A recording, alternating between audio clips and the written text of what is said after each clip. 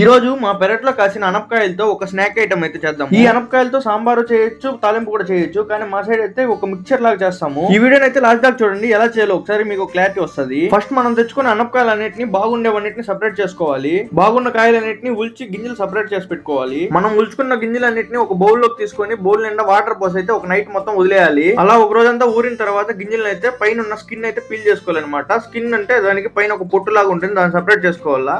మనం గింజను ఉల్చుకోవాలన్నమాట నీట్ గా. ఇలాగా అలా ఉల్చుకున్న గింజలన్నింటినీ 10 to 15 మినిట్స్ అయితే ఫ్యాన్ కింద అయితే ఆరబెట్టుకోవాల్సి వస్తుంది. ఆయిల్ లో కొన్ని అటుకులు అయితే ఫ్రై చేసుకోవాలి. దాంతో పాటు అలానే కొన్ని పల్లీలు కూడా ఫ్రై చేసుకోవాలి. అలా ఫ్రై చేసుకున్న పల్లీల్ని అటుకుల్ని ఒక బౌల్ లో తీసి పక్కన పెట్టుకోవాలి. తర్వాత మనం ఆరబెట్టిన అనపకాయ గింజల్ని అయితే ఫ్రై చేసుకోవాలి.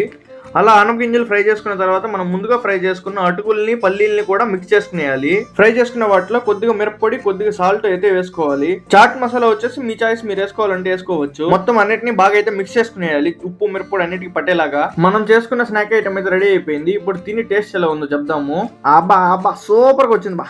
ఈ వీడియోని ఎవరైతే లాస్ట్ దాకా చూసి లైక్ ఫాలో కొట్టలేదో వాళ్ళ మీద ఒట్టే.